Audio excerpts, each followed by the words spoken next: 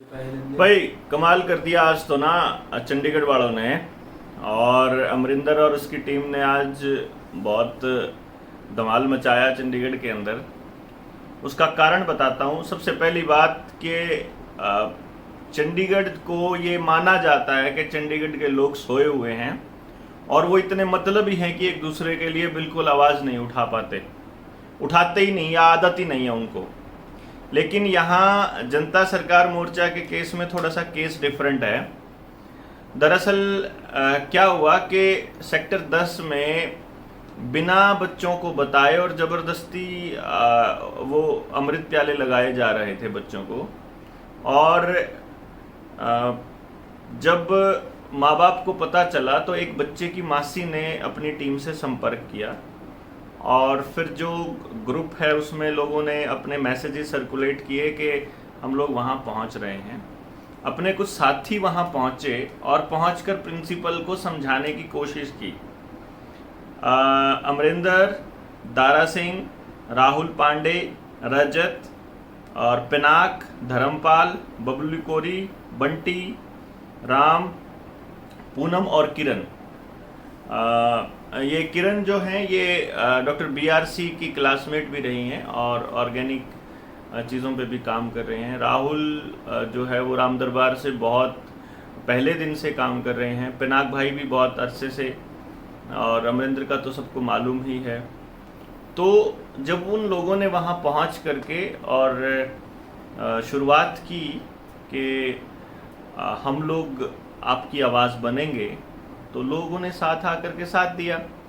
लेकिन प्रिंसिपल थोड़ी सी सटकी हुई होगी शायद, मतलब उनको समझ में नहीं आया होगा कि हम कहना क्या चाह रहे हैं। हम उनको ये कह रहे हैं कि तुम्हारे हाथों से पाप होने से बचा रहे हैं हम।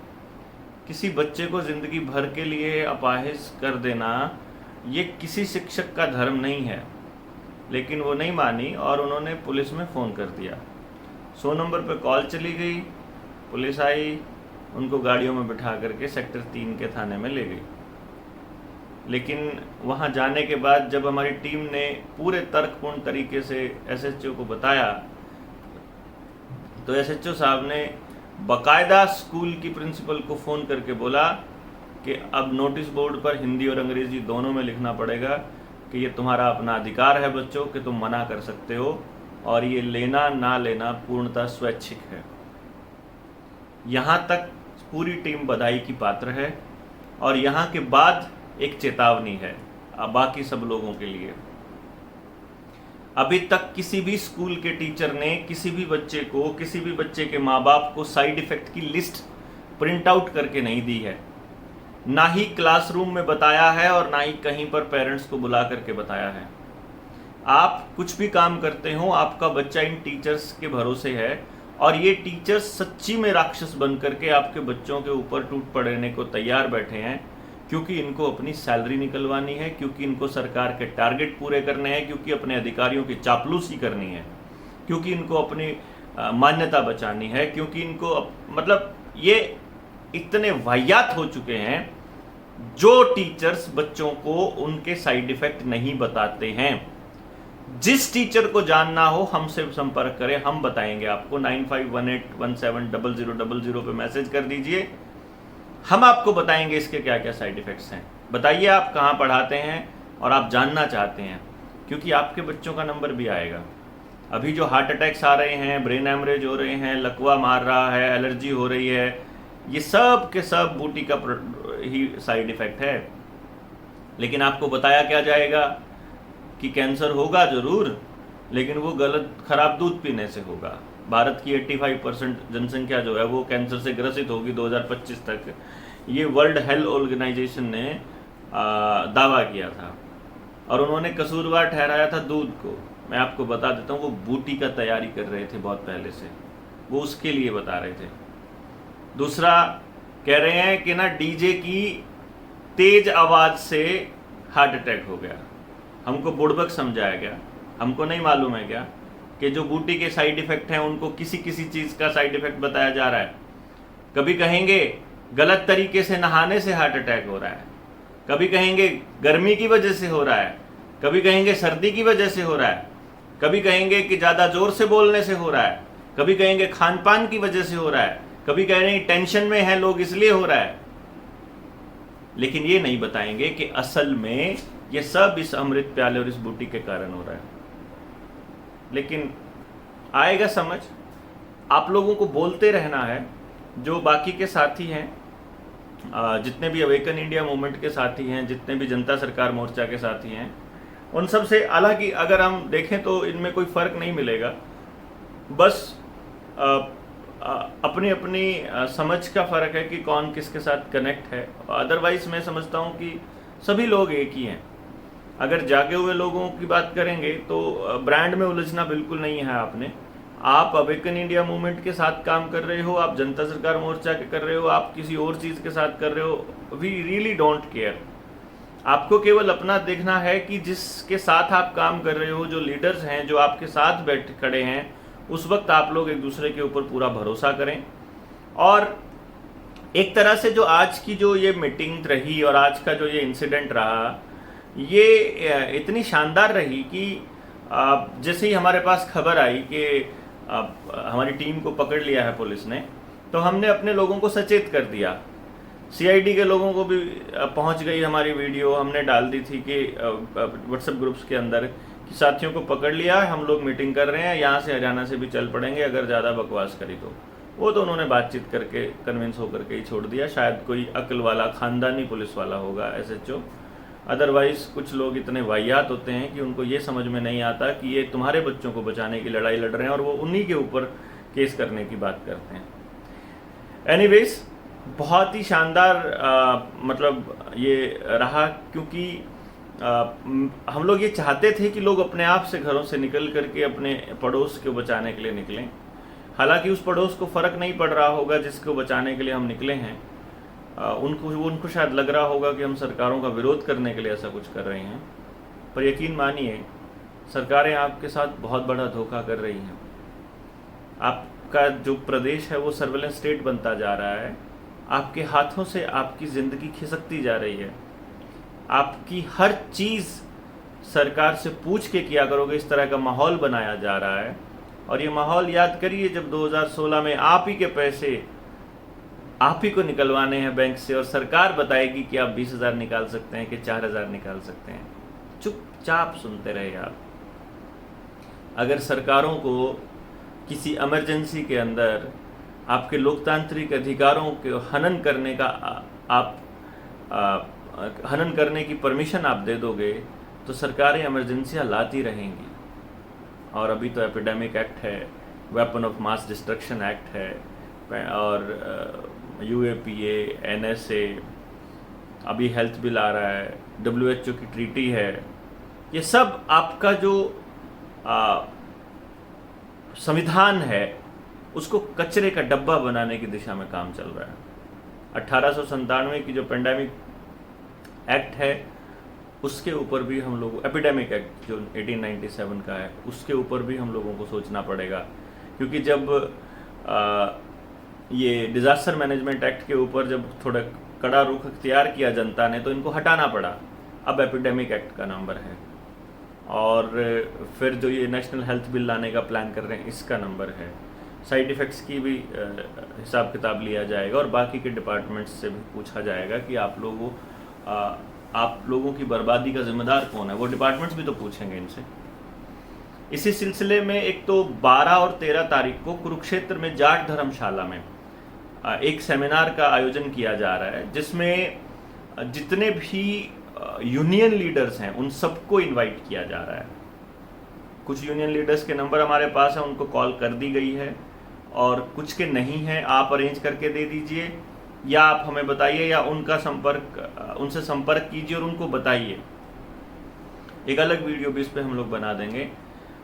उसका मकसद ये है कि जब हमने चढ़ूनी साहब से बात की कि सर ऐसे करके बात हो रही है चढ़ूनी साहब, और अब देश के लोगों की ज़िंदगी बड़े ख़तरे में है, तो उन्होंने अपने मतलब बड़े ही इत्मीनान से उन्होंने बात को सुना और कहा कि ठीक है, हम अपने किसानों से भी बात करेंगे, किसान साथियों से भी बात करेंगे और संगठनों को भी बात करेंगे, लेकिन फिर आप उनको समझा दीजिएगा। तो वहाँ डॉक्टर तरुण कोठारी भी होंगे, वहाँ कपिल बजाज भी होंगे, वहाँ मैं भी होऊंगा। आम आप लोगों को ये बताएं, उन लीडर्स को हम ये बताएंगे कि सरकारें क्या करने जा रही है।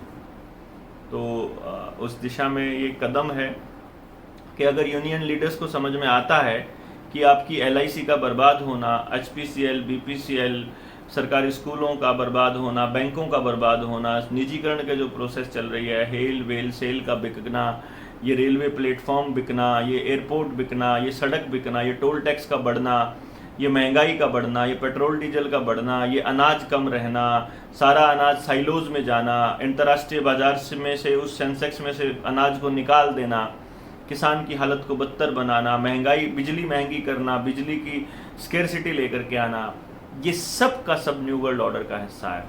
और इसको बताते हुए हमें बहुत अरसा हो गया, लेकिन हमें बोलते रहना होगा। आपको एक काम आपको करना है कि लोगों को लगता है ये एक ही आदमी बोल रहा है या ये 4 आदमी बोल रहे हैं और तो नहीं कोई बोल रहा है, तो आप बोलना शुरू कीजिए। आप वीडियोस में से सब्जेक्ट ले लीजिए, टॉपिक ले लीजिए, मुद्दा ले लीजिए। आप बिल्कुल, आपको लगता है कि आप और कुछ नहीं बोल सकते हैं, आप ये मैटर लिख लीजिए, लिख के बोलिए, आप कॉपी करके बोलिए, लोगों को बताइए। जितने ज़्यादा ज़बानें होंगी बोलने वाली, क्योंकि वो लोग नहीं बोलेंगे जिनको बोलने की जिम्मेदारी आपने दी थी। टीचर्स नहीं बोल रहे हैं, वकील नहीं बोल रहे हैं, जुडिशरी ने अपने आप को सरेंडर कर दिया है, तो कौन बोलेगा फिर? तो आपको ही बोलना पड़ेगा ना, हमको ही बोलना पड़ेगा। तो आप बोलिए। आप नौसिखिए हैं तो भी बोलिए, आप किसी के संगठन में नहीं है तो भी बोलिए।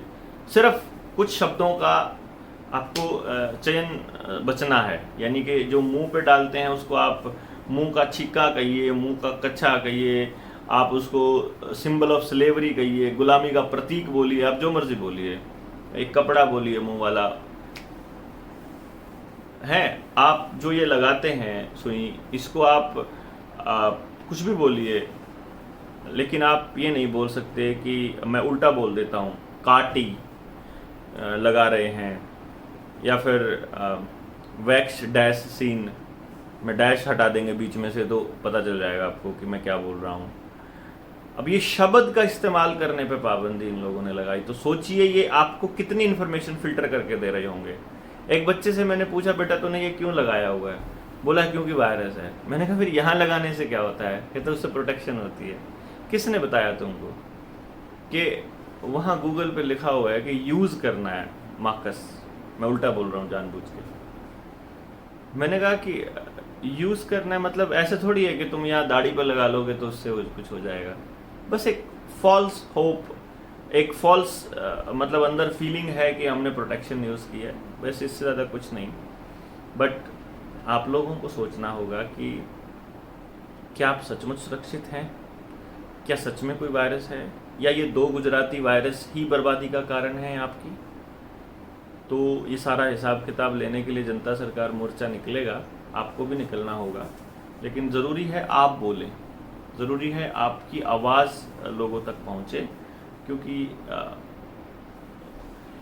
आपकी आवाज़ पहुँचना बड़ा ज़रूरी है।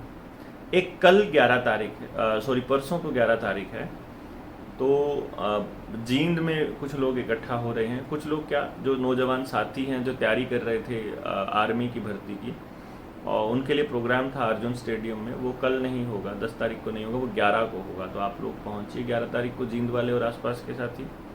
और यूनियन लीडर्स के नंबर आप अरेंज करके अगर हमें दे सकते हैं तो हम लोग उनसे संपर्क कर लेंगे। जिनसे हो चुका है वो लोग भी बाकी के यूनियन लीडर से संपर्क कर लें, क्योंकि हम ये समझते हैं कि जो इंसानियत को बचाने की और नस्लों की बचाने की जब लड़ाई चल रही हो, तो वहाँ पर न्योते भेजने का मुझे लगता है कोई तुक नहीं है। ये तो ज़मीर की लड़ाई है, जिसका ज़मीर ज़िंदा होगा वो अपने आप पहुँच जाएंगे। तो इंसानियत की इस लड़ाई में आप इंतज़ार मत कीजिए कि आपको न्योता आएगा तो ही आप आएंगे।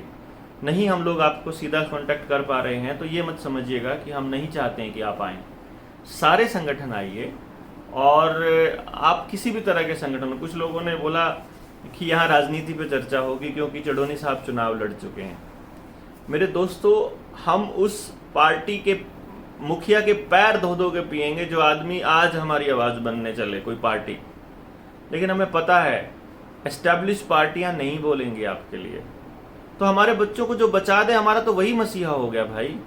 हमें क्या फर्क पड़ता है कि कौन बचाने के लिए आ रहा है। जिसको बात समझ में आ गई कि इंसानियत के लिए हमको लड़ना होगा, वो कोई भी है। आप ये देखोगे कि वो पहले चुनाव लड़ चुका है कि नहीं लड़ चुका है। हालांकि ये पूरी तरह से संगठनों की लड़ाई, संगठनों की मीटिंग है, लेकिन फिर भी मैं उन लोगों को जवाब देने के लिए बोल रहा हूँ जो गधे है। एक मतलब वो कह रहा है कि मैं मतलब किसानों का हितैषी हूँ, लेकिन करता वो बकवास ही है। तो वो सरकार का प्रोपेगेंडा, IT सेल का आदमी है, मुझे पता है। लेकिन मैं सिर्फ इतना कहने की कोशिश कर रहा हूँ कि आप लोगों को ये समझना होगा कि ये लड़ाई बहुत गंभीर है। अगर नहीं होती तो दिन रात इस तरह से काम नहीं कर रहे होते। और हम लोग अभी, गौरव मेरे साथ में है, आप देखिए ये यमुनानगर से राजस्थान गए हुए थे हम लोग, और राजस्थान से रास्ते में अब हमें रुकना पड़ा और लेना पड़ा, क्योंकि अब रात हो चुकी है और हमें सख्त हिदायत है कि हम रात को ना चलें। तो अब यहीं पे करेंगे, चाहे मीटिंग, चाहे हम यहीं बातचीत करें, चाहे अब अपना काम शुरू करें, लेकिन कंटिन्यू रहेगा ये। तो आपको केवल इतनी सी बात समझनी है मेरे दोस्तों कि जो लोग मतलब जाग करके आपके बच्चों की लड़ाई लड़ रहे हैं, क्या आप इतना भी नहीं कर सकते कि उनको नैतिक तौर पर आप उनको सपोर्ट कर लें? क्या आप उनके लिए कुछ ऐसा नहीं सोच सकते कि वो आप खुद से बोलने लगें कम से कम?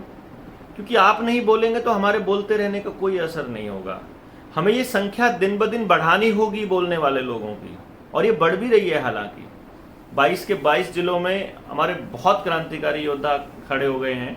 उनसे चर्चा करने के लिए भी एक वीडियो बहुत जल्दी बनाऊंगा, ताकि आप लोगों तक खबर पहुंचती रहे, और उनको क्या करना है, इस दिशा में काम करना भी बहुत ज़रूरी है, आपको भी पता रहे। बाकी फ़िलहाल के लिए इतना ही। हम यही कहने के लिए ये वीडियो बनी थी कि चंडीगढ़ वाले क्रांतिकारी साथियों को बहुत बहुत बधाई। आपने आज बिल्कुल कमाल कर दिया। बहुत बहुत